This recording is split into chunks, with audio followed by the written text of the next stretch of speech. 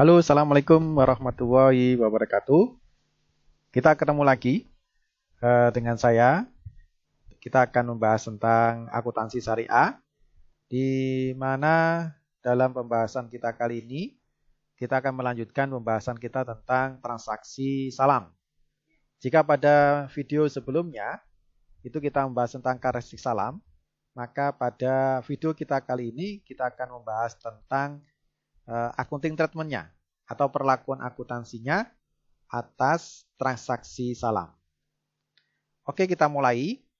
Jadi yang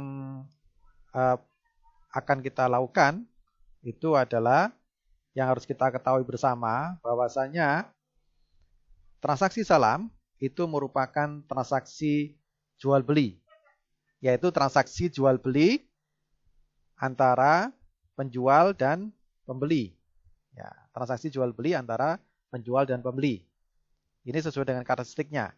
Yang sifatnya adalah pesanan. Artinya barangnya belum ada, tetapi pembayaran sudah dilakukan secara lunas. Karena itu ketika pembeli ini menyepakati antara pembeli dan penjual ini, saling menyepakati harga kesepakatannya, maka yang dimaksud dengan harga kesepakatan itu akan menjadi nilai modal salam yang disepakati. Jadi sebagaimana pernah kita bahas di karakteristik salam itu, bahwasannya adalah transaksi salam ini diberikan kepada pihak yang membutuhkan modal kerja. Nah, karena itulah harga kesepakatan di dalam akad salam ini itu yang akan menjadi dasar berapa nilai modal salam yang akan diberikan pembeli kepada penjualnya. Karena itu pada saat pembeli ini menyerahkan modalnya kepada penjual, maka saat itulah pembeli akan mengakui adanya piutang salam. Kemudian nanti dari penjual itu akan mengakui adanya hutang salam. Ya. Ini adalah accounting treatment yang pertama tentang salam perlakuan akuntansi atas modal salam yang diberikan pembeli kepada penjual. Oke, kita lanjutkan pembahasan berikutnya terkait dengan modal salam ini. Kita dalami lagi terkait dengan modal salam. Jadi, modal salam ini itu akan terdiri dari yang pertama itu adalah bisa dalam bentuk kas. Ya, jadi modal yang diberikan tadi oleh pembeli kepada penjual tadi bisa dalam bentuk kas. Nah, untuk pencatatan pengukurannya, kas ini akan diukur sebesar nilai kas yang diberikan oleh pembeli kepada penjual. Kemudian modal yang kedua itu adalah modal dalam bentuk non-kas. Yang dimaksud modal dalam bentuk non-kas ini adalah berupa barang modal kerja. Jadi bukan dalam bentuk aset ya, bukan dalam bentuk aset tetap, bukan dalam bentuk bukan dalam bentuk aset yang ini ya, mesin, bukan gitu ya. Karena apa? Karena di sini modal salam itu yang dalam bentuk non-kas ini sendiri dalam bentuk modal kerja. Ya, yang digunakan untuk memproses produksi. Karena tujuan dari akad salam ini adalah memberikan modal kerja. Ada orang yang sudah siap untuk berproduksi, tapi tidak punya modal kerja. Nah, modal kerjanya ini dapat berupa kas ataupun barang modal kerja. Ya, bahan baku. Nah, intinya adalah bahan baku yang bisa dipakai oleh si produsen tadi atau penjual tadi untuk bisa menghasilkan barang atau jasa. Terkait dengan modal kerja yang bentuk modal non-kas ini, maka akan diukur sebesar nilai wajarnya. Ya, diukur nilai wajar, yaitu nilai wajar pada saat diserahkan. Ya, berapa nilai wajar barang modal kerja tadi ketika diserahkan? Nah, kita tahu dalam setiap aset yang dimiliki oleh perusahaan itu biasanya ada biaya perolehannya. Nah, karena itulah di sini ada situasi di mana yaitu ada selisih antara nilai wajar barang modal kerja tadi pada saat diserahkan dengan nilai buku atau nilai tercatat di dalam laporan posisi keuangan. Nah, selisihnya ini antara nilai wajar yang diberikan nilai wajar pada saat penyerahan tadi dengan nilai tercatatnya itu yang kemudian diakui sebagai keuntungan atau kerugian. Ya. Jadi diakui sebagai keuntungan ataupun kerugian oleh pembeli ya pada saat penyerahan tadi. Oke. Itu terkait dengan jenis dan pengukuran dari modal salam ini. Oke, kita lanjutkan sekarang terkait dengan akuntansi di modal salam ini. Jadi, kalau kita lihat di sini, nantinya pada saat tadi di sisi pembeli itu akan ada namanya piutang salam tadi, ya. Kemudian ada keuntungan ataupun kerugian dari penyerahan modal salam ini. Di mana akun ini itu muncul karena apa? Karena ada selisih tadi. Ya. Ada selisih antara nilai wajar saat penyerahan dengan nilai buku atau nilai tercatat dari modal dalam bentuk non-kas tadi. Ya. Jadi ini adalah akibat munculnya ada selisih tadi ya. Selisih ya, nilai wajar dan nilai buku ya, atau nilai tercatat. Nah, ini adalah di sisi pembeli, Sedangkan di sisi penjual, dia cukup mengakui adanya hutang salam tadi. Nah, di mana nanti kalau di sisi penjual ini keuntungan atau kerugian penyerahan modal salam tadi itu nanti akan disajikan di laporan laba rugi, yaitu di laporan laba rugi di sisi pendapatan usaha utama. Ya. Oke, ini ya. Sedangkan hutang salam otomatis akan diakui sebagai kewajiban bagi penjual, gitu ya. Baik, kita lanjutkan. Berikutnya adalah terkait dengan tetap di modal salam, akuntansi di modal salam ini. Kita lihat bahwasanya di sini pengakuan ya. Jadi kapan itu dia adanya muncul piutang salam? Itu adalah pada saat modal itu diserahkan. Ya. Ini tadi sebagai rangkuman ya. Sedangkan nanti non kas itu diukur sebesar nilai wajar ya. Selisihnya nanti baru diakui sebagai keuntungan atau kerugian dan disajikan nanti di dalam modal tadi diakui sebagai piutang salam dan diakui sebagai utang salam oleh penjual. Oke. Baik, kita lanjutkan sekarang. Ini adalah akuntansinya. Ya. Pencatatannya. Jadi pada saat pada saat penyerahan di sisi pembeli tadi, kalau ini dalam bentuk kas ya, dalam bentuk modal kas, maka pembeli akan mengakui adanya piutang salam. Ya, kemudian di kreditnya adalah kas, sedangkan di sisi penjual dia akan mencatat adanya penerimaan kas dan mengakui adanya hutang salam. Ya. Sedangkan kalau ini adalah modal kerja. Modal kerja dalam bentuk non-kas. Ya. Dalam bentuk non-kas. Maka di sini tetap diakui sebesar piutang salamnya ini sebesar apa? Nilai wajarnya. Ya.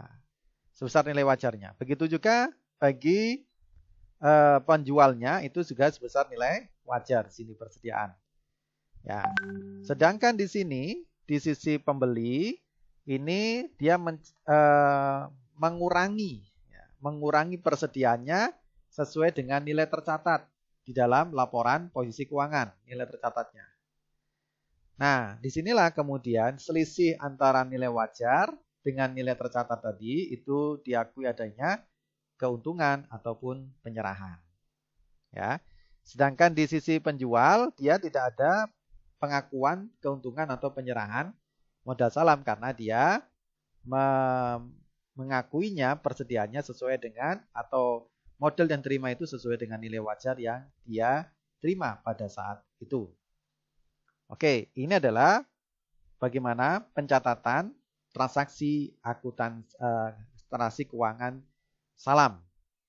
Oke, kita lanjutkan sekarang. Nah, ini ada contoh. Ada contoh di sini untuk kita kaji bersama-sama. Ya, ini ada Abah Jaki. Ya, dia seorang petani cabai yang membutuhkan modal. Maka dia mengajukan pembiayaannya kepada koperasi syariah. Di mana modal yang dibutuhkan itu adalah sebesar 100 juta untuk menanam cabai di lahannya sekitar seluas 1 hektar. Berdasarkan pengalaman, 1 hektar lahan tersebut itu bisa menghasilkan 1 ton cabai. Di mana masa tanam sampai masa panen itu membutuhkan 6 bulan. Maka kemudian disepakatilah antara Abah Jaki dengan Koperasi Syariah Amanah ini untuk melakukan transaksi salam. Karena substansi yang dipakainya ini adalah substansinya adalah sesuai dengan karakteristik akad salam tadi. Di dalam perjanjian pembiayaan tadi, Koperasi Syariah Amanah itu mensyaratkan 50% modalnya tadi dalam bentuk uang tunai, kas, dan 50% dalam bentuk modal kerja, barang modal kerja, yaitu berupa bibit cabai. Kenapa demikian? Karena untuk memastikan supaya cabainya sesuai dengan kualitas yang diinginkan oleh Koperasi Syariah Amanah ini. Nah, kemudian Koperasi Syariah Amanah ini akan membeli bibit cabainya itu ke Lembaga Penelitian Cabai di Jember senilai 40 juta untuk bibit cabai seluas lahannya adalah 1 hektar.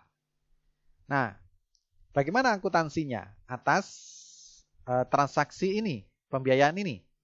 Kita lihat sekarang di catatan koperasi syariahnya. Di koperasi syariah ini sesuai dengan standar yang ada, piutang salamnya, maka pada saat koperasi ini menyerahkan modalnya tadi, maka itu dia akan mengakui adanya piutang salam. Piutang salamnya sebesar apa? Sebesar akad yang disepakati. Akad yang disepakati adalah 100 juta. Di mana yang 50 juta, 50%-nya adalah dalam bentuk kas. Maka dia mengkredit kasnya sebesar 50 juta. Kemudian ada modal kerja. Modal kerjanya itu dalam bentuk bibit cabai senilai 40 juta. Ini adalah nilai perolehan ketika Koperasi Syariah Amanah ini membeli bibit cabai ke Lembaga Penelitian Cabai. Nah, di sini ada selisih, ya, selisih antara bibit cabai ini 40 juta adalah nilai tercatatnya, sedangkan yang 50 juta itu adalah nilai wajar. Kita ingat kembali, definisi dari nilai wajar ini adalah nilai kesepakatan. Di mana di dalam pembiayaan ini disepakati 50 juta modalnya itu dalam bentuk kas dan 50 juta dalam bentuk modal kerja aset non-kas. Sehingga bibit cabai ini itu nilai wajarnya adalah sesuai dengan akad yang disepakati, yaitu sebesar 50 juta. Nah, selisih 10 juta inilah yang kemudian akan diakui oleh Koperasi Syariah Amanah itu sebagai keuntungan penyerahan modal salam. Oke, ini adalah untuk transaksi yang ada di Koperasi Syariah Amanah.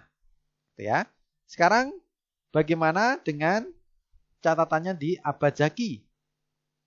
Nah, di Abajaki dia akan mencatat modalnya yang diterima dari Koperasi Syariah Amanah ini, pembiayaan tadi, yang berupa bibit dan berupa uang kas tadi, itu akan diakui sebagai hutang salam. Kita lihat di sini, hutang salamnya adalah senilai akad. Ya, nilai akadnya tadi 100 juta. Ya. Di mana maka dia akan mengakui adanya modal kasnya 100 juta, kemudian persediaan bibitnya tadi sebesar 50 juta. Oke, jadi itu mekanisme akuntansi untuk modal salam. Baik, sampai sini kita akan lanjutkan perjalanan kita tentang transaksi salam ini. Setelah kita membahas tentang modal kerja, maka pembahasan selanjutnya adalah bagaimana ketika penyerahan barang salam tadi, yaitu ketika misalkan nih ketika si produsennya tadi itu menjalankan proses produksi sudah selesai, kemudian dilakukan penyerahannya. Kita lihat sekarang di dalam penyerahan modal salam ini itu ada beberapa hal yang harus kita ingat. Jadi pada saat barang salam itu sudah diserahkan oleh penjual kepada pembeli, maka nanti di pihak pembeli itu akan mengkredit piutang salamnya. Ya. Dan akan mengakui adanya persediaan salam. Ya. Ini diakui sebagai persediaan salam dengan asumsi kalau si pembelinya ini bukan pembeli akhir. Tapi kalau seandainya ini adalah pembeli akhir, maka ini disebut sebagai persediaan saja. Karena akan dijual kembali. Kan sifat barangnya adalah barang yang akan dijual kembali. Gitu. Atau barang yang tergantung jenis barangnya nanti ya. Apakah dia persediaan ataukah nanti sebuah aset. Ya, itu tergantung kepada jenis barang yang dipesan tadi. Kalau seandainya itu bukan barang yang untuk dijual kembali atau digunakan sendiri dalam proses operasi, maka itu akan diakui sebagai aset, gitu ya. Nah, dari sisi penjual, maka penjual itu akan menghapus hutang salamnya ketika dia sudah melaksanakan tugasnya, menyerahkan barang salamnya tadi kepada penjual. Nah, disinilah kemudian selain menghapus hutang salamnya, maka dia mengakui adanya penjualan salam. Nah, nanti ini penjualan salam di laporan laba ruginya penjual ini itu nanti dibandingkan ya atau ditandingkan dengan apa? Dengan biaya produksinya. Ya, biaya produksi. Nah, biaya produksinya ini nanti akan menghasilkan di laporan laba rugi penjual itu adanya laba kotor. Ya, laba kotor nantinya. Itu ya. Oke, ini adalah pada saat penyerahan barang salam. Ya. Sekarang kita lanjutkan di penyerahan barang salam ini. Jadi gambarannya adalah seperti ini secara garis besarnya. Ya. Ketika misalkan ini ada pembeli, ya, pembelinya melakukan transaksi penyerahan modal, maka disitulah kita akan mencatat adanya piutang salam di sisi pembeli dan mencatat adanya hutang salam di sisi penjual. Kemudian pada saat itu, ini nanti ada akuntansi penjual dan akuntansi pembeli. Nah, di sini nantinya untuk biaya produksi dan sebagainya itu akan mengikuti akuntansi biaya produksi ya, akuntansi biaya, gitu ya. Nah, setelah itu ketika dia sudah selesai produksi, maka si penjual ini akan mendebit hutang salamnya, dalam artian menghapus hutang salamnya. Ya. Kemudian nanti si penjual akan menghapus hutang salamnya. Kemudian di sisi pembeli itu akan menghapus piutang salamnya karena sudah diserahkan. Jadi kesimpulannya apa? Saudara sekalian, kesimpulannya adalah hutang piutang salam ini akan berakhir ketika barang salam itu sudah diserahkan. Di mana ketika barang itu sudah diserahkan, maka penjual akan menghapus hutangnya, hutang salamnya, si pembeli akan menghapus piutang salamnya. Ya, jadi sederhananya begitu. Ya, sederhananya adalah akad salam ini berakhir ketika si penjual telah menyerahkan barang pesanannya kepada pembeli. Maka itu sudah berakhir hutang piutang. Itu pertama. Yang kedua, kalau kita lihat dalam substansi ekonominya di sini, maka sebenarnya transaksi salam itu adalah transaksi utang piutang dalam bentuk barang, bukan utang piutang dalam bentuk uang. Ini yang membedakan. Apa bedanya? Misalkan modal pembiayaan modal kerja petani secara konvensional dengan pembiayaan secara syariah. Kalau di konvensional itu adalah utang piutang uang. Sedangkan di syariah dengan menggunakan metode transaksi salam ini, inilah yang membedakan, yaitu transaksi salam ini adalah utang piutang barang, bukan utang piutang uang. Kalau di konvensional piutang atau hutang pembiayaan tadi itu dianggap selesai kalau si nasabah ataupun si penjual tadi itu menyerahkan uang dalam bentuk modal kerjanya tadi. Sedangkan di syariah dengan akad salam ini dianggap selesai akadnya tadi kalau barang pesanannya sudah dikirim kepada penjual. Dari penjual kepada pembeli. Nah, dua hal itulah yang menjadi ciri khas dari transaksi salam ini yang harus Anda kuasai dan Anda pahami sebagai pegangan Anda di dalam melakukan akuntansi transaksi salam ini. Oke, kita lanjutkan. Sekarang, di dalam akuntansi atau di transaksi salam ini, itu ada resiko yang tidak bisa dihindari dari karakteristiknya.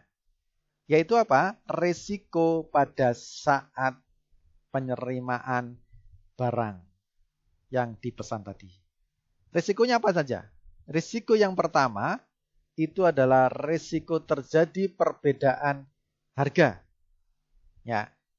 Jadi ada perbedaan harga ketika saat akad ditandatangani dengan saat barang itu diserahkan. Ya. Karena kita tahu bahwasanya di dalam akad salam itu tidak ada perubahan harga sesuai dengan harga kesepakatan. Inilah yang kemudian menimbulkan risiko. Risiko terjadi perbedaan antara nilai pasar barang saat itu dengan nilai akad yang disepakatinya. Ya, ini adalah sebuah risiko. Bagaimana nanti akuntansinya? Nanti kita lanjutkan. Itu risiko pertama. Risiko yang kedua itu adalah risiko di mana penjual tidak dapat mengirimkan barang sesuai dengan tanggal yang dijanjikan dalam akad. Nah, dua inilah yang kemudian menjadi risiko di dalam transaksi salam ini. Ini yang kemudian memang kalau kita lihat risikonya ini menjadi besar gitu ya. Itu yang kemudian menjadi salah satu penyebab kenapa transaksi salam ini jarang dipakai, karena memang risikonya ada risiko bawaan yang disebabkan oleh akad tersebut, yaitu adanya perbedaan harga, perbedaan nilai barang pada saat diserahkan antara nilai akad dengan nilai pasar. Itu yang pertama. Yang kedua tadi adalah terjadinya risiko si penjual tidak bisa mengirim barangnya ya sesuai dengan kesepakatan yang ada di dalam akad. Nah, bagaimanakah akuntansi di dalam menyikapi resiko ini? Ya, resiko ini harus diungkapkan, harus menjadi muncul ketika sebuah entitas syariah itu melaksanakan transaksi ini. Kita lihat sekarang bagaimana mitigasi atau bagaimana akuntansi syariah ini mengungkapkan ini. Kita lihat sekarang, kalau memang terjadi resiko ya, di mana nilai wajar barang tadi itu berbeda dengan nilai akad, gitu ya, maka ada 3 kemungkinan.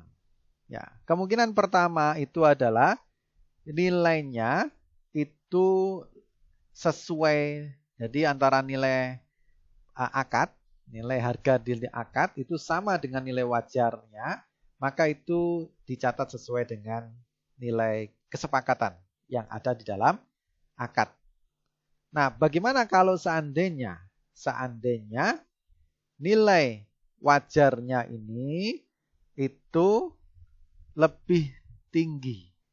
Ya. Jadi nilai wajarnya lebih tinggi daripada nilai akad.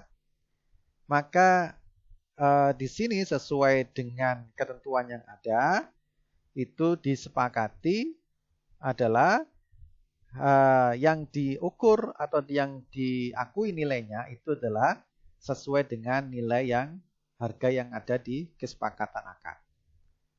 Nah, bagaimana kalau ternyata nilai wajarnya itu lebih tinggi daripada nilai wajarnya itu lebih rendah daripada nilai akadnya. Ya, lebih rendah. Dari nilai wajarnya lebih rendah dari nilai akadnya saat itu. Maka disinilah akan ada kerugian. Ya. Oke, bagaimana ini implementasinya? Kita lihat di dalam kasus berikutnya ini, risiko perbedaan nilai wajar ini. Ya. Kita lihat di sini, misalkan dalam kasus tadi, kasus cabai yang dipesan oleh koperasi syariah mana tadi, nilai akadnya itu adalah 1 ton senilai 100 juta. Ya. Ternyata pada saat cabai ya diserahkan kepada koperasi amanah tadi, ternyata kondisinya itu adalah terjadi lonjakan harga. Ya. Nah, biasa kan di dalam panen cabai itu kalau misalkan cabenya panen besar, ya, kalau terjadi panen besar itu atau terjadi kekurangan, ya, maka cabenya itu akan naik harganya. Nah, ketika nilai wajar cabai pada saat penyerahan 1 ton itu senilai 1 juta, jadi harga di pasaran itu 1 ton itu 110 juta, maka koperasi syariah mana itu tetap harus mencatatnya sesuai dengan nilai akad, yaitu sebesar 100 juta. Tetapi sebaliknya, ketika pada saat penyerahan barang itu ternyata nilai pasarnya itu ngedrop. Ya, mungkin karena kita tahu kan pernah ada suatu ketika harga cabai itu turun, ya, turun drastis gitu ya, sampai tidak ada nilainya, misalkan begitu ya. Misalkan ini turunnya 90 juta ini 1 ton. Lalu apa yang akan dilakukan oleh koperasi syariah mana? Maka dia harus mencatatnya sebesar nilai wajar saat itu, yaitu sebesar 90 juta. Nah, lalu kalau begitu kan rugi. Di akad itu tertulis 100 juta, tapi nilainya jatuh di pasaran 90 juta. Inilah yang kemudian selisih itulah nantinya koperasi syariah mana sebagai pembeli itu mengakui adanya kerugian penyerahan barang pesanan tadi. Oke, jadi ini adalah resiko ya. Karena itulah kemudian kenapa banyak entitas syariah, terutama bank syariah atau lembaga keuangan syariah itu enggan untuk melaksanakan atau mengimplementasikan akad salam ini karena memang ada resiko yang harus ditanggung, yaitu salah satunya resiko adalah terjadi perbedaan nilai wajar antara nilai wajar pada saat barang diserahkan dengan nilai akadnya. Nah, itu cara pengakuannya dan pengukurannya di dalam konteks akuntansi syariah. Oke, sekarang kita lanjutkan. Berikutnya, bagaimana accounting treatment-nya? Maka kalau di sini ketika ini tidak tadi ya, ketika harganya nilai wajar itu sama ataupun lebih tinggi dari nilai akad, maka pembeli maupun penjual itu mencatatnya sesuai dengan nilai yang disepakati. Jadi kalau yang tadi di sini harganya sama 100 juta ya atau 110 juta, maka si pembeli akan mengakui sesuai dengan akad 100 juta. Meskipun harga pasarnya, ya, harga di pasar itu 110 juta, maka dia tetap harus mencatat 100 juta. Dan piutang salamnya 100 juta. Begitu juga di sini, si penjual akan mencatat sesuai dengan nilai akadnya 100 juta dan ini 100 juta. Meskipun harga di pasaran cabenya saat itu 110 juta. Oke. Nah, bagaimana kalau misalkan tadi ternyata 90 juta nilai di pasaran? Ya, cabenya turun. Maka di sini si pembeli akan mencatat sesuai dengan nilai wajar saat diterimanya tadi, yaitu sebesar 90 juta. Gitu ya. Sedangkan piutang salamnya tadi adalah sebesar 100 juta. Nah, sesuai dengan akad piutang salamnya kan? Karena harganya itu 100 juta di akad, tapi nilai wajar di pasaran itu 90 juta. Maka otomatis di sini pembeli akan mengakui adanya kerugian penerimaan salam, barang salam tadi sebesar 10 juta. Bagaimana dengan penjual? Penjual tidak perlu mengakui adanya keuntungan atau kerugian. Dia tetap sesuai dengan harga yang disepakatinya. Gitu ya. Disepakatinya adalah sebesar 100 juta. Ya, ini juga sebesar 100 juta. Gitu ya. Jadi dia akan mencatat sebesar nilai akadnya. Jadi yang berpengaruh itu adalah di sisi pembeli saja. Sedangkan di aspek penjual itu tidak ada pengaruhnya. Apakah itu terjadi?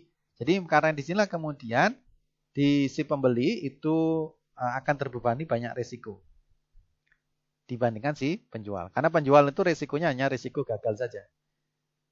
Nah, risiko gagal panen. Ya. Gitu ya.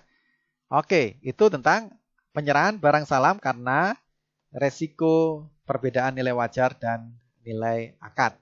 Sekarang kita lanjutkan, yaitu ketika terjadi resiko gagal pengiriman yang tidak sesuai dengan akad. Ya, gagal pengirimannya, tanggal pengirimannya gagal. Maka ada dua hal. Yang pertama adalah diperpanjang. Oke. Sepakat, oke diperpanjang. Kalau ini diperpanjang, maka tanpa ada jurnal. Ya. Baru kita akan melakukan jurnal itu kalau misalkan efek dari perpanjangan tadi itu ada sebagian yang sudah diterima, ada sebagian yang belum diterima. Maka itu harus dilakukan penjurnalan. Misalkan nih ya, misalkan tadi ada 1 ton. Ternyata yang 800 kuintal, ya, 800 kuintal ini itu sudah terkirim. Nah, yang 200 kuintalnya belum terkirim, gitu ya. Nah, kalau ini terjadi, maka kita perlu melakukan accounting treatment. Yaitu apa? Kita akan menghapus piutang salamnya, ya. Jadi kita akan mencatatnya itu adalah persediaannya itu sebesar, kalau ini asumsinya sama ya, harga nilai wajarnya sama dengan nilai akad gitu ya. Untuk mensimpelkan saja. Maka ini persediaannya itu diakui sebesar 800 juta. Kemudian di sini kreditnya adalah adanya penghapusan piutang salam 800. Nah, ini kalau terjadi perpanjangan tadi. Tapi kalau misalkan belum sama sekali di yang 800 ini betul-betul dan 200 ini belum dilakukan ya, maka tidak perlu ada pencatatan. Oke. Yang kedua itu adalah adanya pembatalan akad. sebagian atau seluruhnya. Di mana pembatalan akad atau sebagian seluruhnya ini itu bisa dengan jaminan atau tanpa jaminan. Ya. Oke, kita lanjutkan sekarang untuk ini. Kalau pembatalan akadnya tadi tanpa jaminan, maka itu akan berubah menjadi piutang. Ya, artinya apa? Di sini pihak penjual itu harus mengembalikan uang modal salamnya itu dalam bentuk uang tunai. Jadi meskipun tadi ada bibit yang diserahkan, tapi tetap harus kembali dalam bentuk uang tunai. Nah, ini resiko ya, resiko yang ditanggung oleh si penjual, gitu ya. Maka di sini dikatakan piutang salam, ya, piutang salam itu menjadi piutang. Nah, artinya apa? Di sini ada perubahan dari piutang barang, ya, piutang barang menjadi piutang dalam bentuk uang. Nah, ini ketika ada pembatalan akad ini, gitu ya, baik sebagian atau seluruhnya tanpa jaminan tadi. Kalau ada jaminan, maka harus dijual dulu jaminannya. Jadi harus dibatalkan dulu, dibatalkan akadnya ini sebagian atau seluruhnya, kemudian dijual jaminannya. Nah, kalau jaminannya itu bukan berarti kalau jaminannya sudah dijual, itu bukan secara otomatis harus menghapus semuanya, tidak. Tapi kalau penjualan jaminannya itu melebihi piutangnya, maka harus dikembalikan kepada penjual. Tapi kalau terjadi kekurangan dari hasil penjualan jaminan tadi, maka itu diakui sebagai piutang yang harus dibayar oleh penjual kepada pembeli. Nah, jurnalnya seperti apa? Kita lihat seperti ini.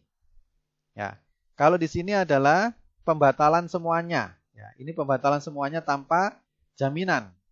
Ya, pembatalan semuanya tanpa jaminan. Di sini kita lihat di sini. Misalkan tadi 100 juta tadi, maka di sini berubah, ini piutangnya akan muncul 100 juta. Kemudian piutang salam yang 100 juta tadi dihapus. Itu sisi pembeli. Sisi penjual dia juga akan menghapus adanya penghapus utang salamnya tadi. Kemudian muncul ada utang lainnya. Ya, Anda lihat di sini ada perubahan dari utang piutang barang, yaitu utang salam dan piutang salam, menjadi utang piutang uang, yaitu adanya utang dan piutang di sini. Oke. Bisa juga kalau sebagian ini dengan sebagian, maka dihitung berapa yang piutang salamnya. Yang jelas misalkan tadi ada 50 juta misalkan ya. 50 juta. Ini utang salamnya harus dihapus semuanya, ya. Utang salamnya dihapus semuanya 100 juta. Tapi di sini ada yang 50 juta yang harus dikembalikan dan 50 jutanya ini sudah diserahkan dalam bentuk barang. Maka di sini nanti dia akan menghapus utang salamnya 100 juta tadi. Nah, di sini mengakui penjualan salamnya 50 juta, kemudian dia punya utang uang dalam bentuk uang 50 juta.